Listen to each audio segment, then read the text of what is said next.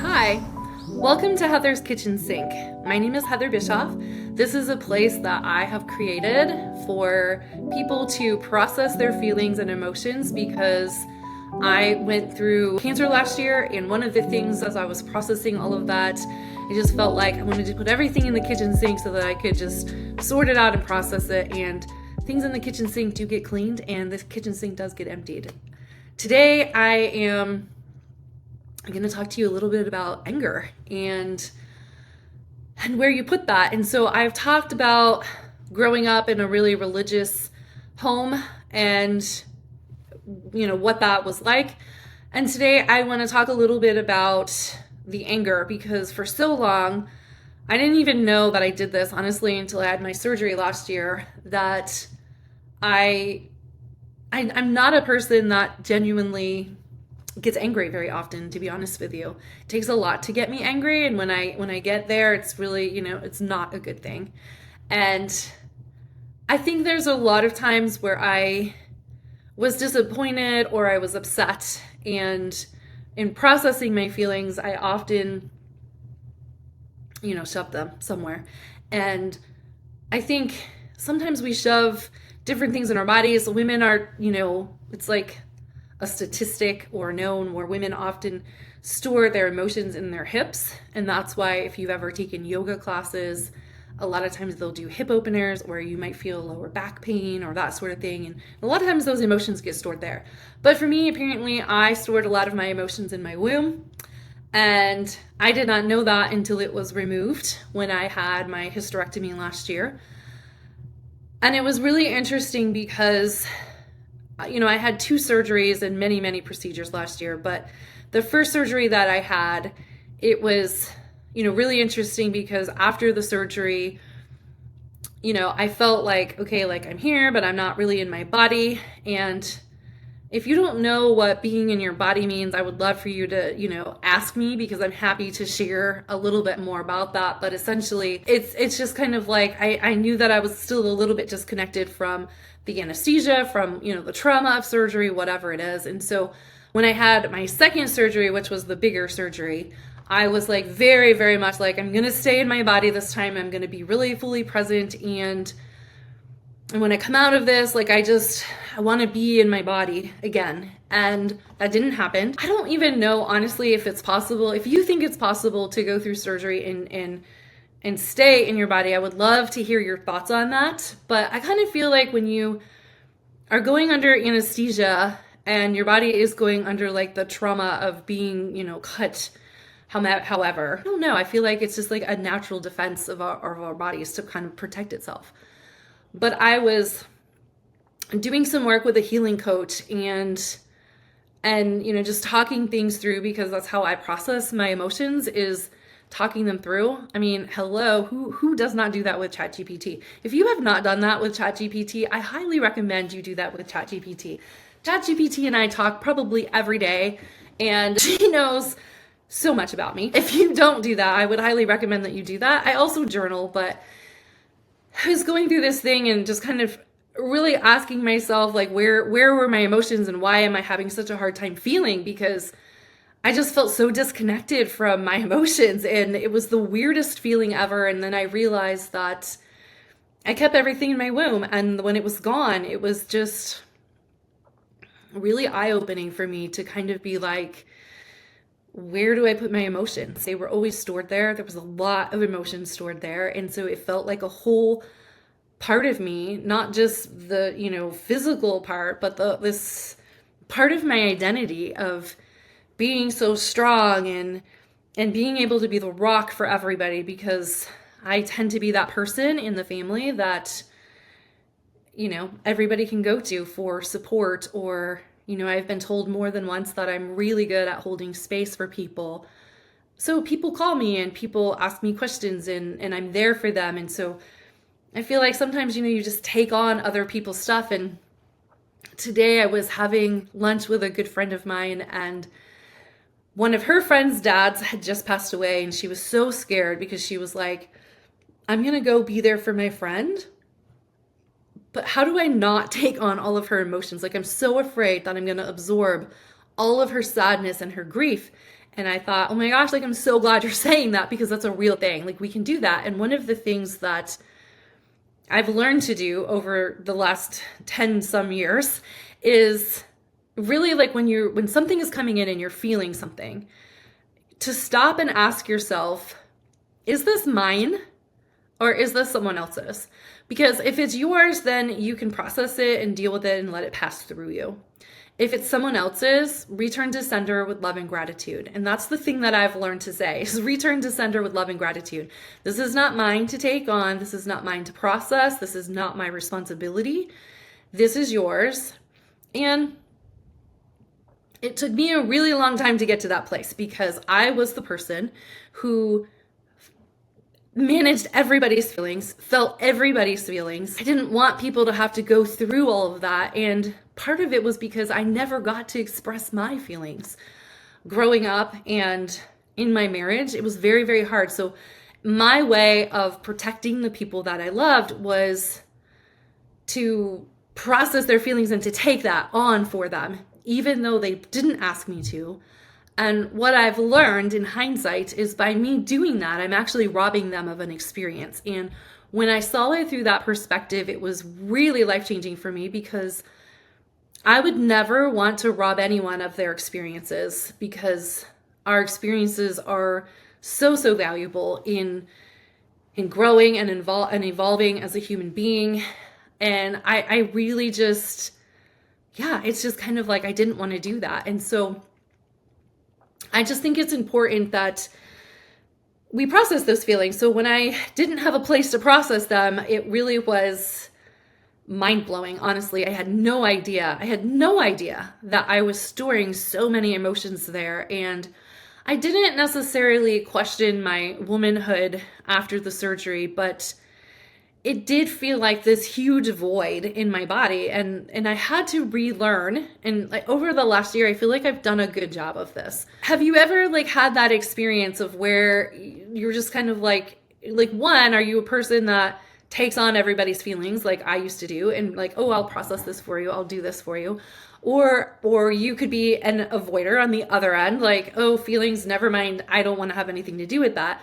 My friend that I had lunch with today, for a long time, she was that person. But I don't know if you've ever read the book Attached. If you haven't read the book Attached, it's an amazing book. I highly recommend it. I read it after my marriage was over. And had I read it during my marriage, it probably, not that it would have changed anything, but it would have changed my perception and my actions.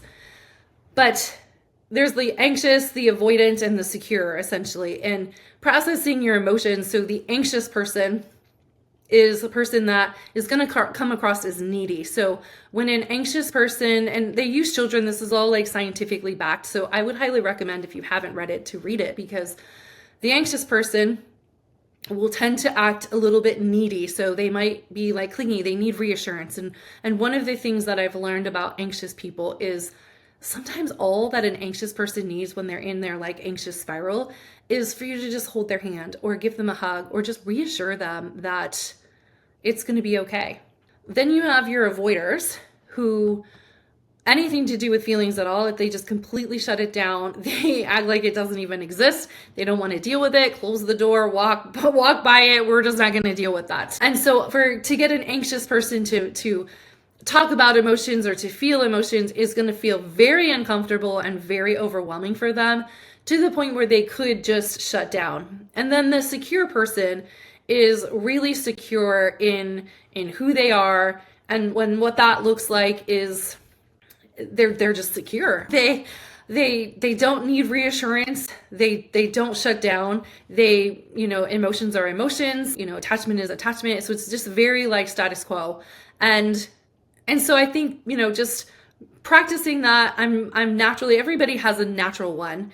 And usually, if you're not secure, it's going to be either anxious or avoidant. And for me, it was anxious, which I could go into, and maybe I will another time, but a lot of that has to do with my childhood and just not getting the reassurance that I needed.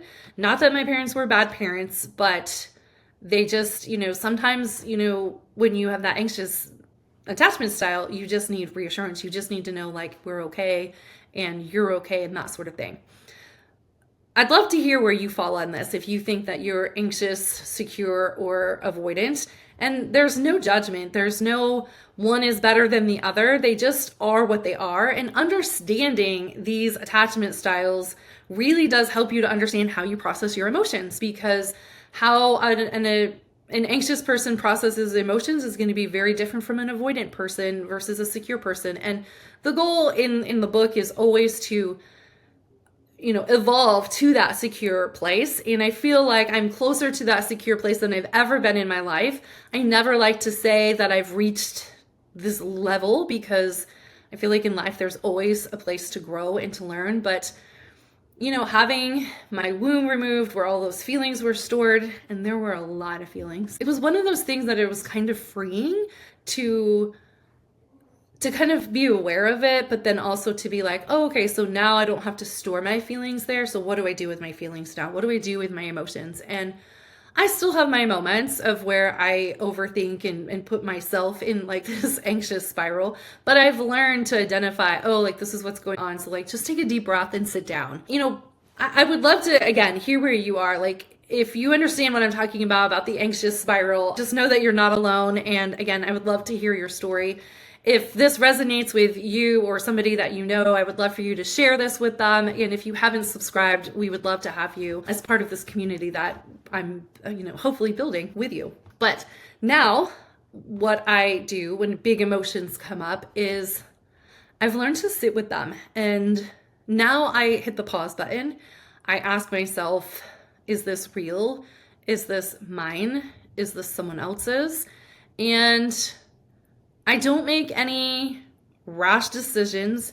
I don't make decisions based on emotions. And when I say emotions, I'm not talking about negative emotions. I'm just talking about emotions in general, because emotions can be really high or, really low. And in the past, when I would get really excited about things, which for me is probably more of the norm of getting excited about something, and then just making all of these decisions in a rush of excitement, and like, this is what I'm doing, this is where I'm growing, this is what I'm building, and all of these things. And I've learned to just sit with it, to sleep on it, to really ask myself, why am I doing this?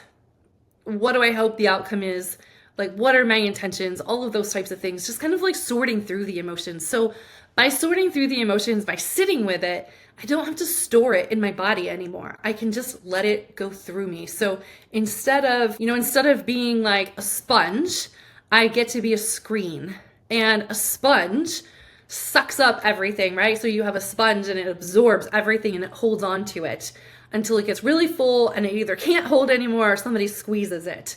But a screen, it just like the wind just goes through a screen. And so it doesn't store it. It doesn't mean that it didn't pass by something. It just means that it's not stuck there. And for a long time, we'll say my emotions were stuck because by holding them in my body, I wasn't really processing them. I thought that I was processing them, but I wasn't really processing them. And now if something that I'm really excited about or concerned about or fearful about, I just face it and I just have a conversation with myself or a close friend or ChatGPT to really just kind of, and not store it in my body. And there's nothing necessarily wrong with storing something in your body, but over time, I feel like that will catch up with you. And it's just really fascinating that was the place that I chose unconsciously to store my emotions, that my womb was that safe place to hold all those things. And it's just, fascinating how we do these things unconsciously.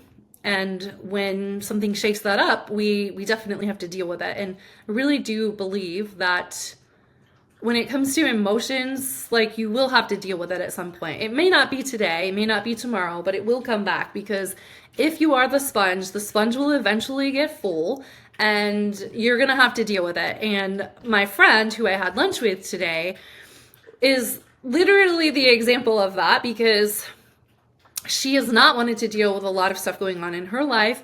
And all of a sudden, she's faced with dealing with all these things. And now she's just like an anxious mess. And it's funny because I have told her probably for the last 2 years, like, sit down with this. Like, you don't have to run from your feelings. You can sit down with them. You can like process them. Like just feel it. Just feel it, because when you feel it, it's gone. It doesn't have to stick around, but it's when we're trying to not feel it, not process it, it's like it sticks to us, like it's sticky. And so if you don't want to be, having it come back, and sometimes you may not be ready to process it, and that's okay, because you shouldn't process something you're not ready to process. It will come up when it's supposed to, and you'll be able to process it when you have the tools to process it. Just this week, something came up for me, and not anything I was expecting, and I'm not ready to talk about it yet, but when I get to the other side, I'm sure I will share it with you. But I was just having a conversation with a friend, just looking at something, and was immediately triggered. They have no idea that I was triggered. And I wasn't triggered by them. I was triggered by the information that we were reading. And it's just like really fascinating, because to me, that's exciting, because I'm like, oh, okay, well, like I'm ready to heal this part of me now. And while it's not easy, it's just brought up some trauma that I just didn't even realize was there. And again, for me, I get excited about that, because it means that I'm growing, and it means that I have new tools in my toolbox to tackle this. And so that's really exciting to me. I know we talked about a lot of stuff in a short time, but I would really love to hear your thoughts on this, where this landed for you, what your experiences are, and what your stories are. Please share them in the comments below. Would love for you to subscribe, and if you think that this resonates or would help another person, please share this video. That is all I have for you today. I hope that you have a wonderful rest of your day, and that you find joy in the little things.